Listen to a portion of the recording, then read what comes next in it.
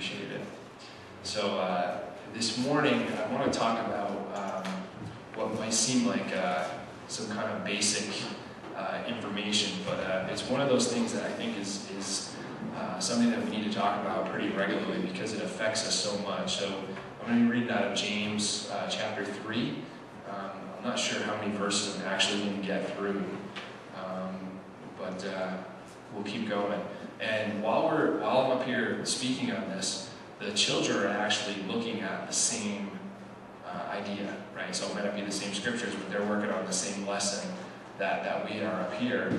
And at the end of the service, they're going to come up and they'll have something for you to take home as a sort of a reminder about the lesson here and how simple it really is. And if any of the kids are brave enough, maybe they'll share something with us. I put a couple on notice. We'll see if they can do it. But if you want to turn to James 3, and we'll start in verse 1.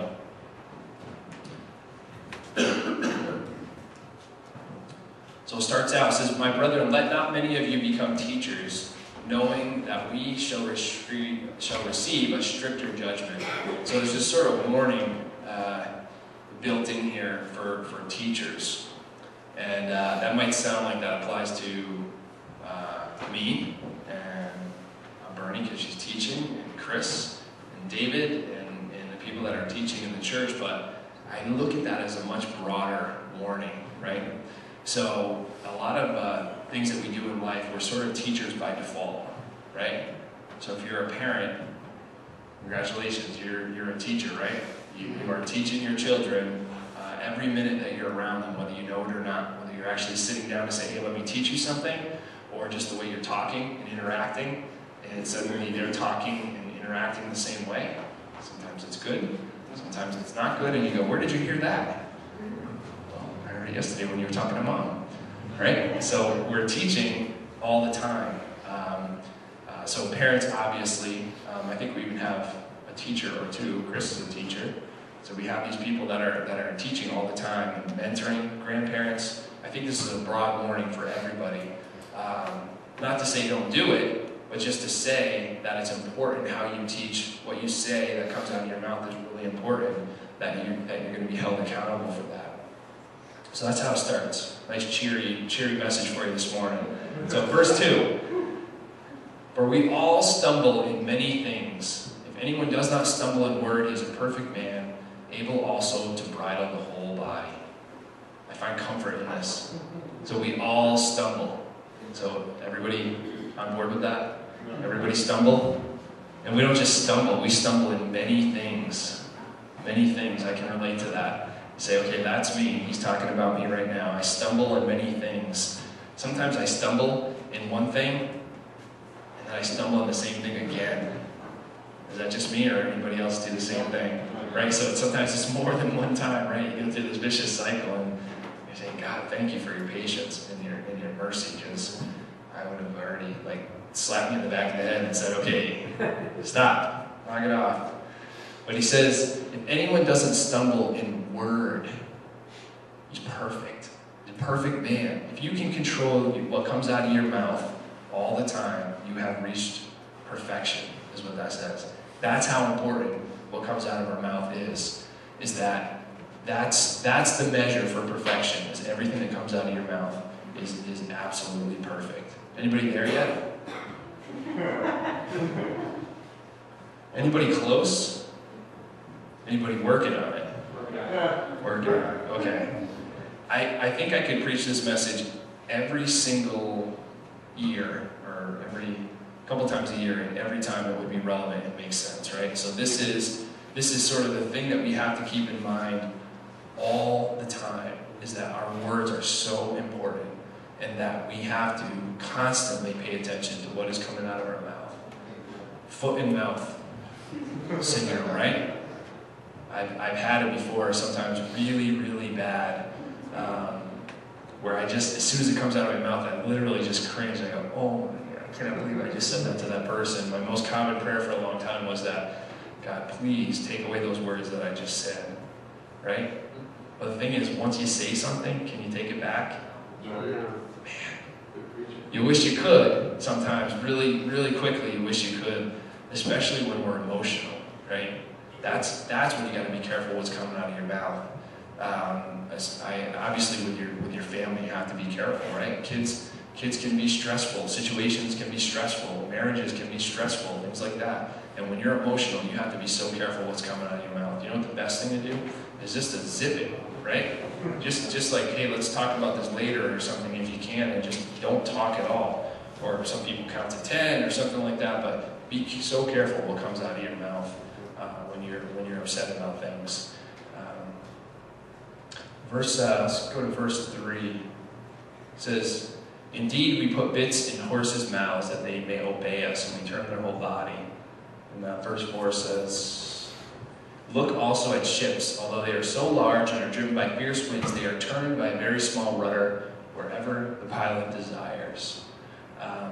So the bit in a horse's mouth, Mary Beth isn't here today to correct me if I'm wrong, but just this little metal piece, right? It's probably about that big, and it goes in the horse's mouth. It's a small thing, and I've been around horses, and Mary Beth's horses especially.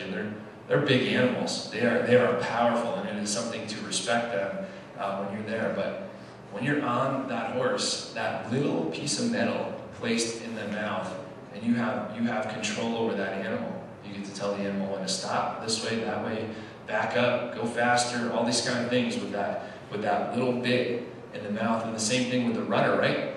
You have massive ships like the Titanic, right? And this rudder seems so small in comparison to what that ship was. I'm sure it was a huge rudder, but in comparison, it's pretty small, and that controls the ship.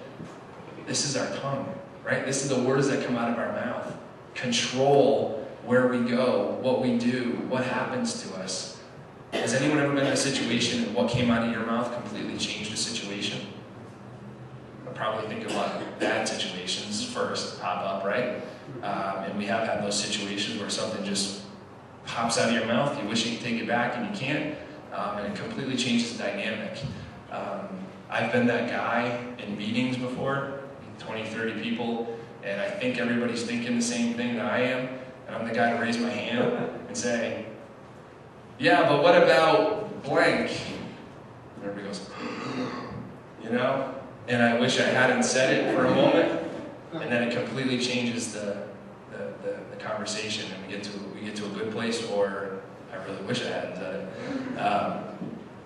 And then contrary to that, when you say something positive, and it can change a situation, right? So I've sort of made a pact with myself when we start talking about politics. I think a lot of people have just sort of sworn off politics, and I'm not going to talk about it. Other people have completely embraced it and know more about politics than they ever have in their entire life, and they just keep going after it. And we're listening to the news, and there's people more and more informed now. But we can take a negative situation in part words of life and totally change the dynamic.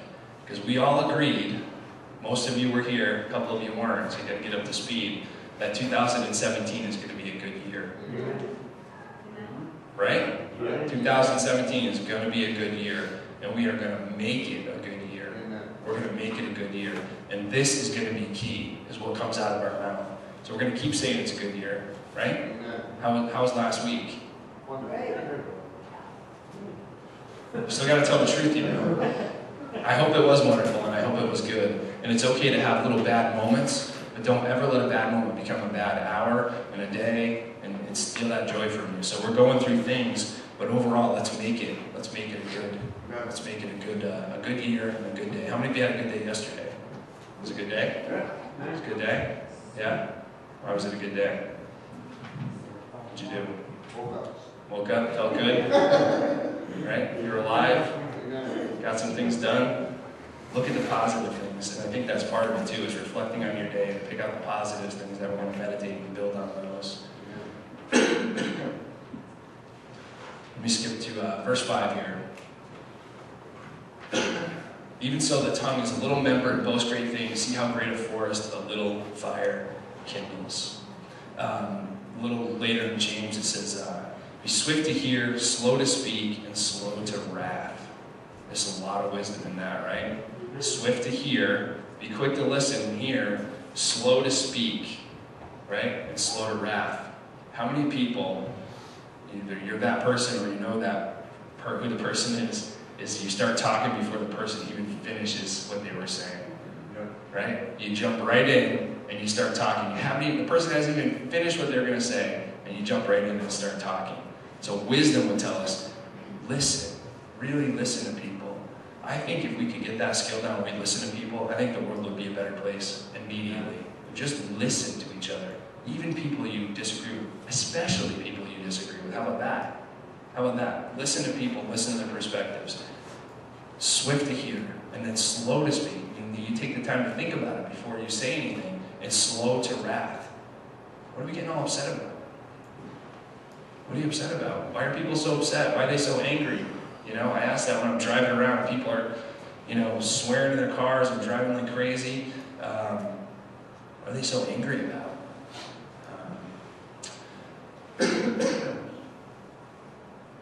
I forgot to write down who said this, but I read a quote that said, words are free. It's how you use them that may cost you. Words are free. It's how you use them that may cost you. So we got to be careful about what we say. In James 1:26 says, if anyone among you thinks he is religious, anyone think you're religious? In a good way, not the bad religious way we think of things, but does not bridle his tongue, but deceives his own heart, this one's religion is useless. So you think you're religious, you think you're doing all the right things, you're serving God, you're doing all these things, but you don't control your own tongue, your religion is useless. I think that is because we can disqualify ourselves so quickly just by what comes out of our mouth, and we have to be really careful. All right, verse 6. I'm just going to stop here for a while. Excuse me. It says, the tongue is a fire, a world of iniquity. The tongue is so set among our members that it defiles the whole body and sets on fire the course of nature, and it's set on fire by hell. I think that, first off, we need to measure our words.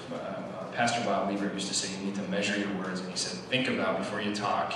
Literally, take the time to think like a tape measure coming out of your mouth, and you got to measure your words. He says it'll cause you to slow down, and you won't just jump into something and say something that you wish you had it. But words are powerful, right? They change things. I was thinking about, excuse me, about our words being like seeds, right? And I think I've given this illustration before. Those awful dandelions, right? When they turn to those white puffy things, those are all seeds on there, right? And it's really a perfect design when you think about it, because the wind comes, carries these things all over, and it drops a little seed perfectly in your lawn. So you go from one dandelion, right, to in one summer you can have a lawn full of dandelions. It's really amazing. And I think of our words being like that. They're like these seeds coming out of our mouth, right? And they land all around us all the time.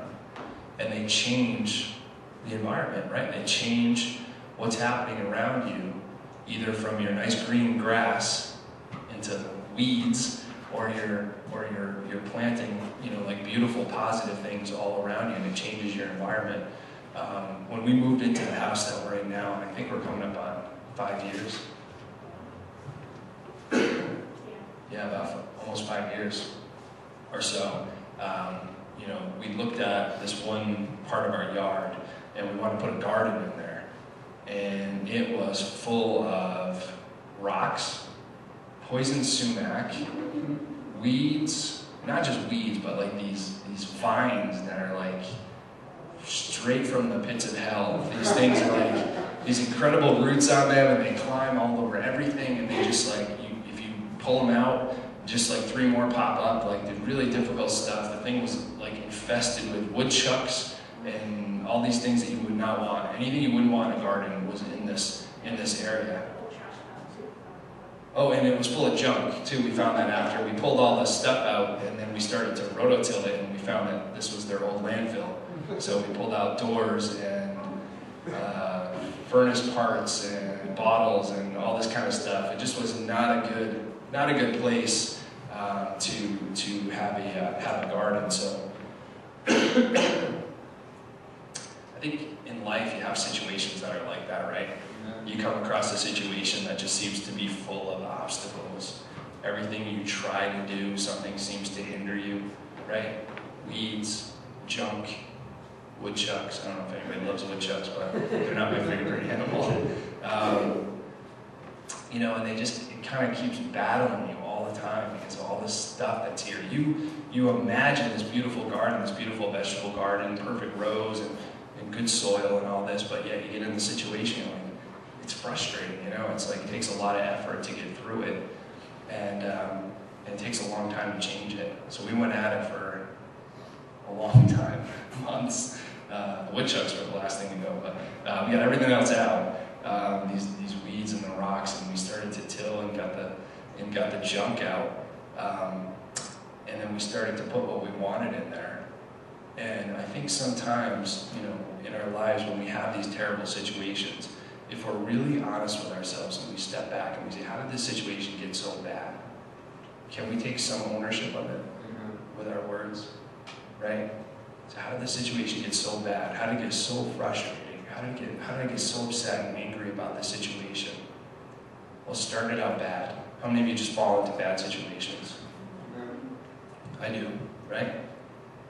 It just happens because it's life, right? And we live in a fallen world that's full of sin.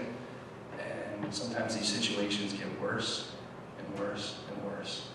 And if you step back and you say, okay, what did I do to change that situation? Well, I complained about it, right? So there you go. So you're sowing a little bit of the weeds, right? Because that's what complaining is and grumbling is about, is adding more weeds and rocks and stumbling things to it. I complained about it. Then I told 10 other people about it, so now they get to complain about it too and remind me about how bad it is. That's what happens, right? Because people want to relate to you, and that is what happens. So we've just made it worse, and so you start to feel more and more defeated. And I can't go at this, and this thing always comes back, and it always, it's so strong, it's so powerful, and we start speaking all this negativity over our situations. What have you done? You just added more junk to the situation, and you can't seem to get out of it. It just makes that situation so much worse. Well, what we did with our garden, right, is we cleaned it all out. We tilled the soil. We pulled out thousands of nails, right? I have this habit of walking in my garden barefoot, so glass and nails is not good to have in your garden. So we pulled out all these things, and then we started to sow into our garden what we really wanted to produce. So think about your situations. What do you really want to produce in a situation? All right. At our stage in life, we're focused on our kids, and I think about what do I want to sow in my kids' life? What do I want to come back? I want my kids to be confident. I want my kids to know who they are in Christ. I want my kids to make good decisions. I want my kids to do the right thing when I'm not there, have integrity, right? So I need to sow those kind of things into their life, not sow negativity, right? Amen. Amen. You guys ready downstairs? So I think about what I want to sow into their lives, and if things aren't going right, I guess I have to step back and ask, what am I sowing into their lives? Am I making it better or worse? And I've done both, right? If I can be honest, I've done both. I've gotten frustrated and said things I wish I hadn't said, and then I've taken time to think about it and sow words of life into them. My wife did an illustration one time with a children's church at a different church, and she used a tube of toothpaste, right? And she said the words are like a tube of toothpaste, so you squeeze it out, right? It just kind of comes out easy, right? Well, now try to get it all back in. It doesn't work, does it? You can't get them back in there. The words are the same way. Once they're out, you can't get them back in. So we got to be careful when we let them out. But my challenge is to speak words of life into your situations, right? So see a situation and ask how you can affect it. Know that the words that you sow are sowing into that situation. Words are powerful. You can change situations just by sowing into there. And we need to start sowing positive seeds into ourselves even, right? Look yourself in the mirror. How many of you love yourself? That was an unexpected giggle. We have to love ourselves. God loves us, right? He loves us. just the way we are. He looks at us and he loves us and he adores us. And we need to be able to love ourselves. We need to be able to love God and love the people around us in a healthy way. So we need to speak words of life. Sometimes we sow bad words into ourselves. We look at ourselves and we say bad things about ourselves. We need to start sowing those good seeds into ourselves, our children, our work, right, our homes. How about the city of North Adams? Right. That's right. How many of you feel positive about the way the city of North Adams is going? It's just starting, isn't it? Couple bobbleheads. Well, if you don't, what are you doing about it, right? Exactly. Even if you do, just get on board and start talking about positive things. I'm sure I shared this with you, but when I was a store manager, I had one of the lowest volume stores with the worst sales record, you name it, everything was just wrong in this store, and that's what I inherited. So I could have griped about it, I could have complained, but I realized that everybody in the store thought that they worked in the worst store ever. So I said, we can't work this way, we can't function this way. So the first thing I started saying before we changed anything is, we work in the best store. We have the best store. And I got people to start changing the way they look. I go, look around. Look at your coworkers. These are the greatest people I've ever worked with. Look how positive. Look at the things that we can do as a group. And without really implementing a whole lot, things started to turn around. And people come and visit our store, and people would say, this is the best store. This is the best store in the district. And that person's going, what are you talking about? I just look at your sales, But they start to change their mentality. We need to start changing. Not lie to ourselves, but start looking at the positive things. So we're going to change North Adams, or continue to change it for positive. We need to say positive things about it, change the way we look. And how about our country? I've heard more negativity spoken about our country in the last few months than I've heard in my entire life. Oh, this country. Oh, look what's going to happen. Look what we're doing. Look how horrible this is. This isn't what we are as a nation. Stop. Stop with the negativity about that, right? Start speaking positive things. Start finding positive things and go with those and let your words line up. And if there's something that you really think is wrong, attack it in a positive way, right? There's no sense in doing things that are violent and all these destructive things. Go at it in a positive way. So we know we're going to make 2017 a good year, right? A great year. We're going to go at it. How the seeds that we sow with our words are going to be really, really important this year. So that's why I say it. It's going to be a great year, 2017. Write it down already. 2017 is a great year. I'm claiming that, and we're going to go after it. And then my words are going to line up. I'm going to start sowing positive things, because I want positive things to grow up around me, not the negativity. Amen? Amen. So the children did, I think, a similar lesson downstairs. Are they downstairs, or are they out in the hallway? They're downstairs. Want to have them come up? Okay.